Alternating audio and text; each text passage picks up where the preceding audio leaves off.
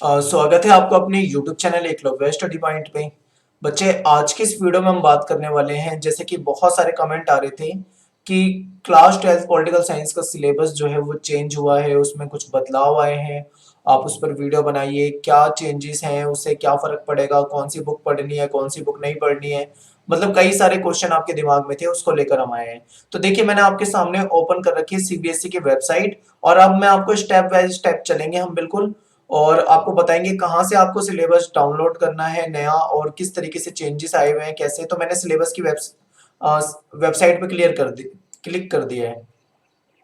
तो ये देखिए, आपके सामने सीबीएसई की वेबसाइट ओपन है। अब आपको क्या करना है, यहाँ पे आना है, और यहाँ एग्जामिनेशन जो आपका सेकंड नंबर पे पहले होम है, फिर ओवरव्यू, फिर एग्जामिनेशन। तो एग्जामिनेशन वाले ऑप्शन में आके करिकुलम और सिलेबस आपको पहले नंबर पे दिख रहा है, इस पे क्लिक कर देंगे हम। जैसे ही हम इस पे करिकुलम पे आ जाएंगे, तो आपके सामने देखिए ये कुछ इस तरीके का इंटरफेस आ जाएगा इस सीबीएसई वेबसाइट का। तो आपको यहाँ पे कुछ भी नहीं करना है, बस ध्यान से देखना है। यहाँ पे ट्रेनिंग है, स्किल एजुकेशन है, अकेडमिक है। तो मैं अकेडमिक पे चला जाता हूँ, ठीक है। अकेडमिक पे जाने के बाद ये जो करिकुलम मेरे सामने आ रहा है, मैं करिकुलम पे क्लिक कर देता हूँ। तो करिकुलम पे क्लिक करने के बाद हमारे सामने वो सिलेबस आ जाएगा जो कि 2020 और 2021 सेशन के लिए लाया गया है। अब यहाँ पे देखिए, क्लास 9 से 10th का अगर देखना है तो ऊपर क्लिक करना है, पर हमें क्लास 11 12th का, यानी कि सॉरी क्लास 12th का ही देखना है, तो हम नीचे क्लिक कर देंगे। अब यहाँ पे देखिए, हम ए पे आएंगे, क्योंकि हमारा जो मेन सब्जेक्ट होता है पॉलिटिकल साइंस, ठीक है, ग्रुप ए में जो मेन सब्जेक्ट होते हैं वो होता है। अब देखिए, ये आपके सामने कुछ सब्जेक्ट आ गए। आप यहाँ से इन सभी विषयों का, सभी सब्जेक्टों का आप न्यू सिलेबस जो है सीबीएसई का, आप देख सकते हैं। अगर कोई चेंज हुआ होगा तो आपको यहाँ पता लग जाएगा। तो बच्चे, अब यहाँ पे हम सबसे लास्ट में देखिए पॉलिटिकल साइंस आपको दिख रहा है, मैंने माउस का कर्सर रख रखा है इस पे। अब मैं इस पे क्लिक कर देता हूँ। ये पॉलिटिकल साइंस पे हम यहाँ पे आ चुके हैं, और ये हमारे सामने खुल चुका है। क्या है हमारे सामने? पीडीएफ आ गई है, जिसमें सिलेबस के बारे में बताया हुआ है। इसमें देखिए, पॉलिटिकल साइंस का सिलेबस है, क्लास 11th का और क्लास 12th का, दोनों का सिलेबस है। बट हम यहाँ पे क्या करेंगे, क्लास 12th का देखने वाले हैं। तो देखिए, ये जो यहाँ पे अभी है, ये क्लास 11th का है। और ठीक है, अब मैंने इसे डाउनलोड कर लिया और स्क्रीन पे लगा दिया। अब आप देख पा रहे होंगे। तो यहाँ पे देखिए, ये जो मैंने आपको बताया था, इसमें क्लास 11th और क्लास 12th दोनों का है, बट हम यहाँ पे बात करने वाले हैं स्पेशल क्लास 12th की। तो हम थोड़ा सा इस पे पीडीएफ पे नीचे जाते हैं, देखते हैं जहां पे क्लास 12th का हमें दिखेगा। देखिए, ये सारे क्लास 11th के चैप्टर हैं, तो इसको छोड़ते जाओ। जहां पे भी हमें क्लास 12th, ये देखिए, ये भी 11th का है, इसे भी छोड़ देते हैं। ये आ जाते हैं हम आगे, क्लास 11th ही चल रहा है अभी।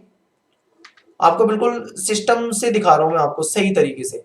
अब आ चुके हम क्लास 12th में। देखिए, ध्यान से देखिए आप स्क्रीन पे, पॉलिटिकल साइंस और क्लास 12th का सिलेबस है 2020-21, यानी कि जो बच्चे 11th पास करके 2020 में 11th पास करके क्लास 12th में आएंगे, उनका एग्जाम जो होगा वो 2021 में होगा। ठीक है, और अभी किस साल में रहे हैं, 2020 में।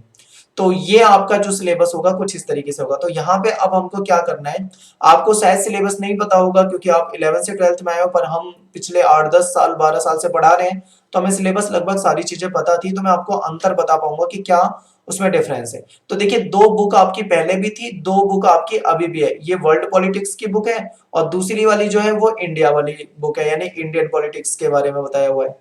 तो वर्ल्ड पॉलिटिक्स में आप देखिए, आपके सामने यहाँ पे चैप्टर जो दे रखे हैं वो 8 चैप्टर दे रखे हैं। ठीक है, 1 से लेके 8। यहाँ पे एक चैप्टर होता था, चैप्टर नंबर 3, जो कि अमेरिका वाला चैप्टर होता था। ठीक है, अमेरिका वाला जो चैप्टर था उसको कर दिया गया डिलीट, और उसके कुछ हिस्से को निकालकर दूसरा चैप्टर जो है इसमें ऐड कर दिया गया है, यानी इसमें प्लस कर दिया गया है। और ये चौथा चैप्टर जो होता था, सत्ता के वैकल्पिक केंद्र, यानी कि ऑल्टरनेटिव पावर्स वाला जो चैप्टर था, उसको न्यू सेंटर ऑफ पावर के नाम से ला दिया गया है, और बहुत मामूली सा नाम में चेंजेस हुआ है, और ये आपके सामने कर दिया है। यानी कि पहली बुक में से आपका एक चैप्टर उड़ा दिया गया है। अब आपके 9 चैप्टर थे पहले, अब बचे हैं 8 चैप्टर। ये आपको डिफरेंस यहाँ पे दिख गया होगा। ऐसे ही आपकी सेकंड बुक में भी एक चैप्टर जो था यहाँ से डिलीट कर दिया गया, हटा दिया गया है। यहाँ पे भी 8 बचे हैं। यानी पहले आपके जो चैप्टर होते थे पिछले साल तक, वो 9 और 9 18 चैप्टर होते थे, बट इस साल आपके 8 और 8 16 चैप्टर होंगे, यानी कि आपके 2 चैप्टर जो हैं वो हटा दिए गए हैं। अब उन 2 चैप्टर को हटाया है, तो उसके बदले कुछ जोड़ा भी होगा। यस, कुछ जोड़ा भी है। अब आपके सामने क्वेश्चन आएगा कि आखिर वो जोड़ा है उसमें कुछ नया, तो वो क्या जोड़ा गया है। तो मैं आपको यहाँ पे बता दूं कि आपके कुछ सब टॉपिक जोड़े गए हैं, या सब पॉइंट की तरह आप देख लीजिए, कुछ टॉपिक जोड़े गए हैं। वो क्या थे, मैं आपको आगे धीरे धीरे ले चलता हूँ और बताता हूँ। देखिए एक बार ये देख लीजिए, आपके सामने चैप्टर है, पहला चैप्टर कोल्ड वॉर एरा, पहले भी सेम ऐसा ही था, लगभग लगभग अभी भी सेम वैसा ही है, कोई फर्क नहीं है इसमें। दूसरे में द एंड ऑफ बाइपोलरिटी, यानी कि सत्ता के सॉरी दो ध्रुवीयता का अंत चैप्टर होता था, ये आपका है। लगभग लगभग वही चीजें हैं जो पहले हमने पढ़ी थी, कोई बड़ा चेंजेस नहीं है। जो बड़ा चेंजेस दिखेगा आपको इस जगह पे दिखेगा, क्योंकि यहाँ पे आपका ये अरब स्प्रिंग जो है ये ऐड हो गया है, जो कि पहले उसमें नहीं दिखाई देता था आपको। और न्यू सेंटर ऑफ पावर जो था, इसमें देखिए आसियान के बारे में, सार्क के बारे में, ब्रिक्स के बारे में, यहाँ पे नया जो जुड़ा हुआ दिख रहा है आपको, ब्रिक्स दिख रहा है। ब्रिक्स पहले नहीं था बट अब ब्रिक्स जोड़ दिया गया है, तो ये। और नेशंस में जैसे रसिया, चाइना, इजराइल, इंडिया, ये कुछ नए पॉइंट जोड़े गए हैं, ये आपको आगे मैं दिखाऊंगा, ठीक है। आप बस ये देखते जाइए कि चेंजेस आखिर हुआ है तो कहाँ पे हुआ है। पहले यहाँ पे ये जो साउथ एशिया वाला चैप्टर था, इसमें लगभग लगभग यही टॉपिक थे, अभी भी यही टॉपिक है। एशिया में पाकिस्तान, नेपाल, बांग्लादेश, श्रीलंका, मालदीव वगैरह के बारे में पहले से बताया हुआ है। यहाँ पे बहुत बड़ा चेंज नहीं दिख रहा है हमें। लेकिन अगर हम अगले चैप्टर पे आते हैं, जो कि पहले अंतरराष्ट्रीय संगठन वाला चैप्टर होता था, इसमें यूनेस्को ऐड कर दिया गया है, ठीक है। कुछ यही चीजें जोड़ी गई है इसमें। सिक्योरिटी वाला चैप्टर लगभग लगभग वैसा ही है। एनवायरनमेंट वाले में भी कोई खास यहाँ पे नया कुछ भी जोड़ा हुआ नहीं दिख रहा है।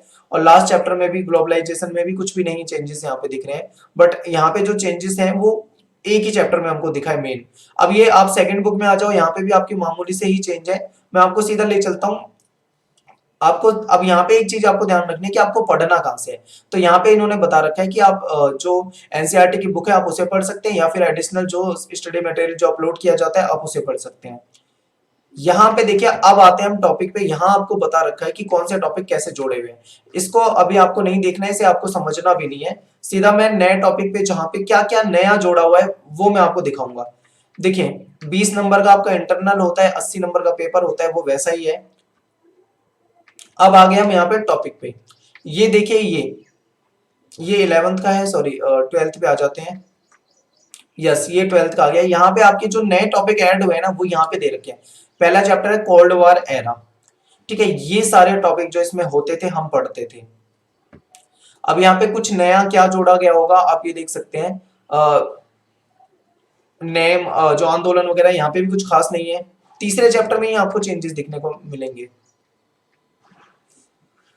दूसरे चैप्टर में ये अरब स्प्रिंग वाला एक टॉपिक जोड़ा हुआ है, ये यहाँ पे देख सकते हैं आप। और यहाँ पे देखिए तीसरा चैप्टर जो आपका अमेरिका वाला होता था, यूएस हेजेमनी, यहाँ पे क्या लिखा हुआ है, डिलीटेड। यानी ये डिलीट कर दिया गया है, लेकिन इसका कुछ हिस्सा जो है वो यूनिट 2 में जोड़ दिया गया है। यानी अरब वाला जो टॉपिक हमने जो तीसरे चैप्टर में पढ़ा था, वो यहाँ से हटाकर उसको कुछ हिस्सों में सेकेंड यूनिट में जोड़ दिया गया है। आप यहाँ पे देख पा रहे हैं, आई होप आपको दिख रहा होगा क्लियर।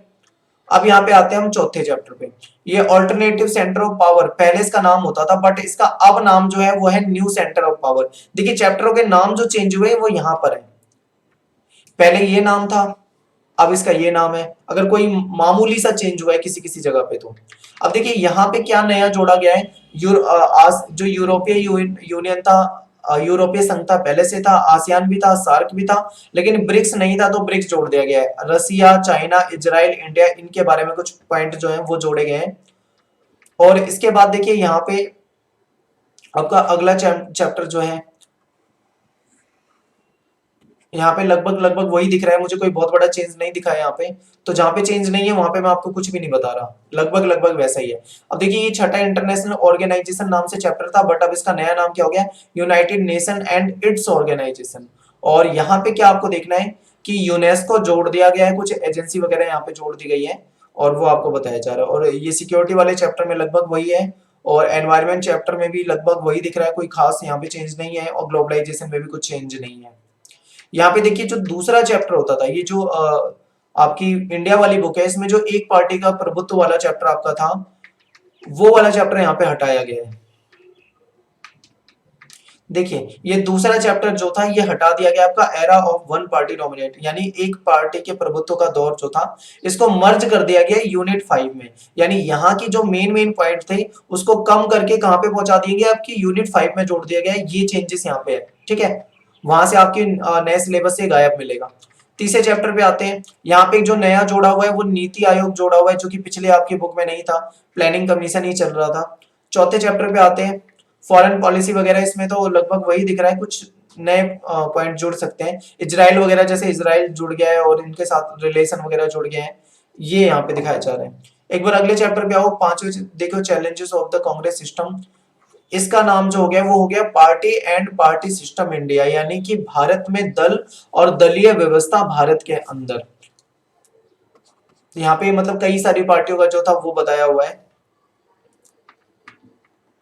इसके बाद आप आओ छठे चैप्टर पे, क्राइसिस ऑफ डेमोक्रेटिक ऑर्डर, यानी कि लोकतंत्र के लोकतांत्रिक संकट, कुछ इस नाम से चैप्टर होता था, बट अब जो है डेमोक्रेटिक इस नाम से आ गया है। एक बार यहाँ पे देखो, जेपी नारायण, ये वही टॉपिक है। राम मनोहर लोहिया, ये पहले से था। सोशलिज्म था, पंडित दीनदयाल उपाध्याय और नेशनल इमरजेंसी, लगभग मुझे सारे वही टॉपिक दिख रहे हैं यहाँ पे जो पहले से थे। यहाँ पे कोई बड़ा चेंज यहाँ पे नहीं हुआ है, बस कुछ टॉपिक इधर उधर कर दिए गए हैं और कुछ नए टॉपिक जोड़े गए हैं। तो ये हो गया हमारा यहाँ पे, ठीक है। ये तो चलो हमने सिलेबस को देख लिया कि आपको पता लग गया दोनों बुक से एक एक चैप्टर हटाया गया है और एक एक चैप्टर जोड़ा गया है, मतलब उस चैप्टर को मर्ज किया गया है अलग जगह पे। लेकिन अब यहाँ पे एक चीज आपको देखनी है कि वो टॉपिक कौन से हैं।